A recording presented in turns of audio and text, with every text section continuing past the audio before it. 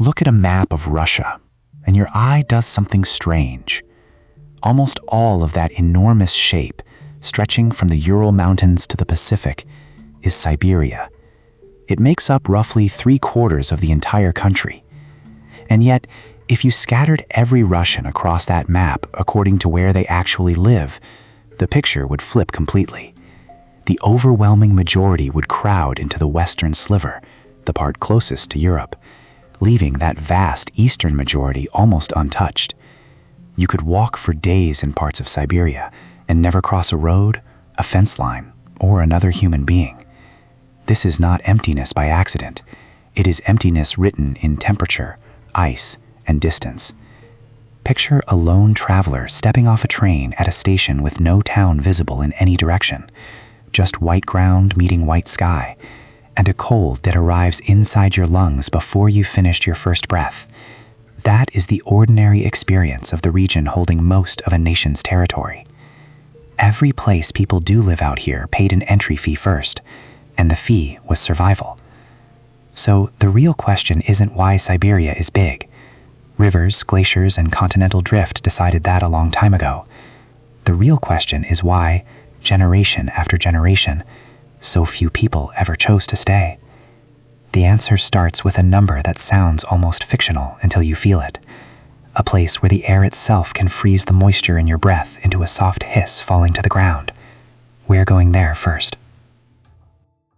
There is a village along the Indigirka River in a valley ringed by mountains that holds the record for the coldest permanently inhabited place on the planet.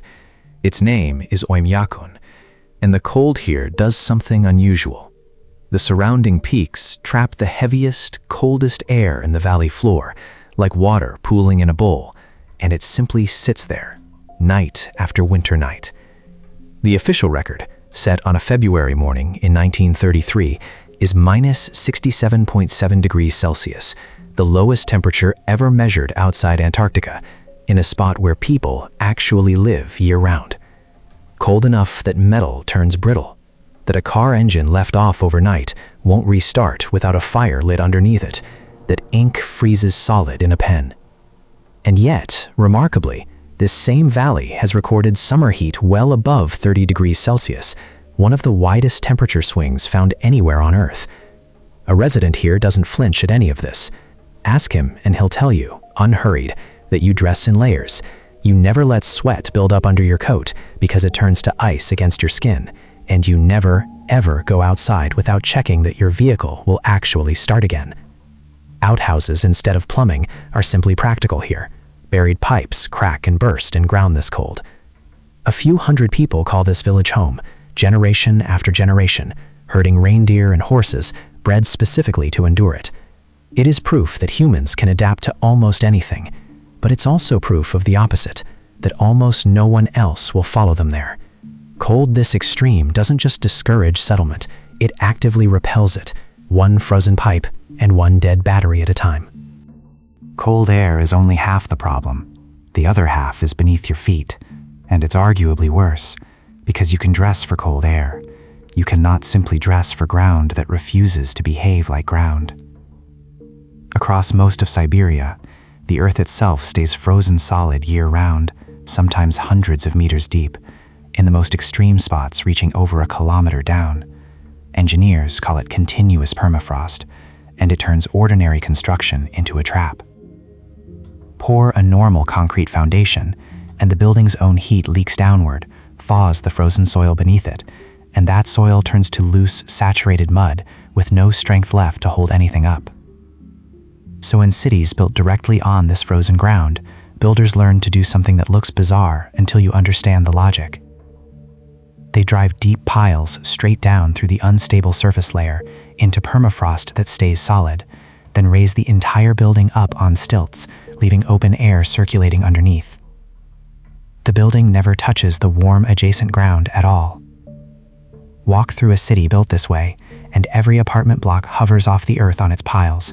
Pipes and heating lines run overhead between buildings instead of buried underground, because nothing here can simply be dug into the soil the way it can almost everywhere else. It's a remarkable engineering solution to a problem most of the world never has to solve. But it's also expensive, technical, and unforgiving of mistakes, which means every settlement built on this ground had to justify its own existence before a single stilt went into the frost. Now stack one more problem on top of the cold and the frozen ground: time.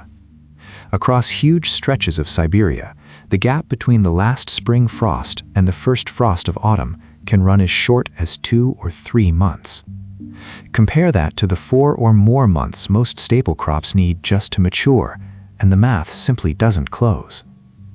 Even where the permafrost eases into a discontinuous patchwork further south, farmers are fighting soil that stays cold and poorly drained even in the brief thaw, low summer heat accumulation, and growing windows so tight that an early autumn frost can wipe out a season's work in a single night.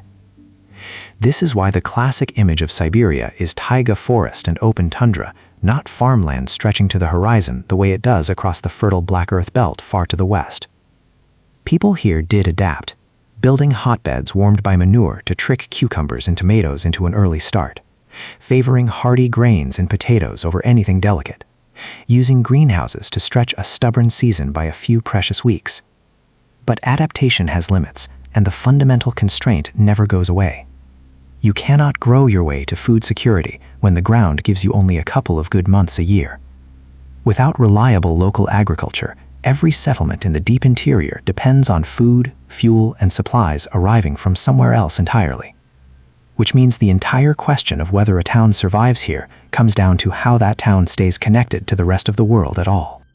That connection, for most of Siberia, comes down to a single railway. The Trans-Siberian line runs more than 9,000 kilometers from the western edge of the country to the Pacific coast. Built by tens of thousands of laborers over roughly a quarter century, finished in the early 20th century after engineers wrestled with terrain so difficult that at one crossing they first tried ferrying entire trains across a massive lake before giving up and blasting a route around it instead. Once finished, it did something no road ever could across this terrain. It turned a nearly unreachable interior into a place you could actually get to and get supplies into on a predictable schedule. Towns rose or fell along that line, the way settlements everywhere else rise along rivers or coastlines. Step off the train today at one of the smaller stops, and you feel exactly how thin that lifeline really is. The track behind you, the track ahead of you, and nothing but taiga in every other direction for hundreds of kilometers. Even now, in an era of aircraft and highways, huge portions of Siberia have no year-round road at all connecting them to the rest of the country. The railway still carries an enormous share of the nation's freight and exports, precisely because, for entire regions, it remains the only practical way in or out. Take that single line away, even for a season, and towns that took decades to build would find themselves cut off entirely, which is exactly what happens to the handful of settlements that don't have it. Some of Siberia's most important towns exist as true islands, connected to the rest of the country by neither road nor rail. The most striking case sits above the Arctic Circle on the Taimyr Peninsula, a city built almost entirely because of what lies underneath it, some of the richest nickel, copper, and palladium deposits on the planet. That single resource is valuable enough that a serious industrial city rose here anyway, despite a winter that stretches across 8 months of the year, average January temperatures well below freezing, occasional cold snaps that plunge far lower still, and 2 full months each year when the sun simply never clears the horizon. But there is no road out, and no rail line connects it to the rest of Russia at all. Everything and everyone moves in and out by river barge in the brief ice-free months, or by air the rest of the year. Residents genuinely refer to the rest of the country as the mainland, the way islanders would. This city didn't grow gradually from a trading post or a farming village the way most cities do. It was placed here deliberately, by planners chasing metal in the ground, and every person who has ever lived there made a conscious trade, extraordinary isolation and brutal cold, in exchange for resource wealth and wages that reflect just how hard the place is to keep staffed. It's the purest version of the entire Siberian pattern in miniature, climate and geology deciding, ahead of any human choice, exactly which specks on this enormous map get to become a city, and which remain simply, permanently, empty. Put all of it together, and Siberia's emptiness stops looking mysterious and starts looking almost inevitable. Extreme cold that turns basic survival into a daily skill. Ground that won't accept an ordinary foundation without an engineering workaround. A growing season too short to feed the people already there. Distances so vast that a single railway line or a single river route is the only thread holding a town to the rest of civilization. None of these forces acted alone. They stacked, each one raising the cost of staying just a little higher, until only the toughest towns, the richest resource deposits, and the most determined people remained. And remain they do. The resident bundled against a wind that could kill an unprepared traveler in under an hour isn't a relic of the past. He's proof that humans can build a life almost anywhere, given enough resolve and the right coat. That's really the story this whole region tells. Not a wasteland, but a filter. One that has been sorting out for centuries exactly who and what can hold on out here, and rewarding them with some of the planet's richest untouched resources in exchange. 3/4 of a country's land and only 1/4 of its people isn't an empty statistic. It's the visible result of geography making its terms known. One frozen pipe, one shifting foundation, one missed growing season at a time. If journeys to the coldest, hardest, most overlooked corners of this planet are your kind of story, subscribe to Aerial Earth and come along.